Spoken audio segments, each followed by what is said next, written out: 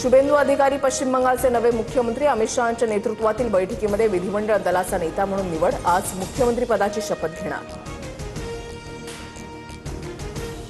पश्चिम बंगाल सरकारचा आज शपथविधी सोहळा कोलकातामधील ब्रिगेड परेड ग्राउंडवर सोहळा होणार।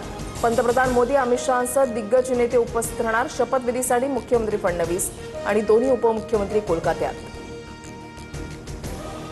तमिळनाडूमध्ये सरकार स्थापनेत अडचणी कायम। बहुमतासाठी थलपती विजय यांना 2 आमदारांची गरज। बीसीके पक्षाकडून पाठिंबा जाहीर, पण अद्याप पत्र दिलं नाही, सूत्रांची माहिती।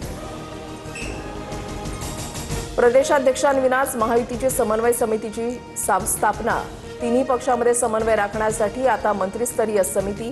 भाजपकडून बावनकुळे आणि महाजन, शिवसेनेकडून उदय सामंत आणि दादा भुसे, तर राष्ट्रवादीकडून भुजबळ आणि मुश्रीफ समन्वय समितीमध्ये।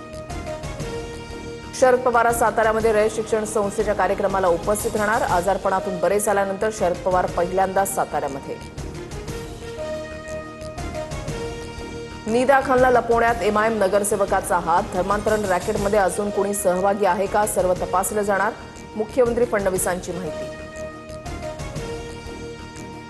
मुंबईतील पायधुनीमधील चौघांच्या मृत्यू प्रकरणामध्ये ट्विस्ट। डोकाडिया कुटुंबियांच्या घरामध्ये सापडलेलं औषध उंदीर मारण्याचं नव्हे तर उंदीर पळवण्याचं।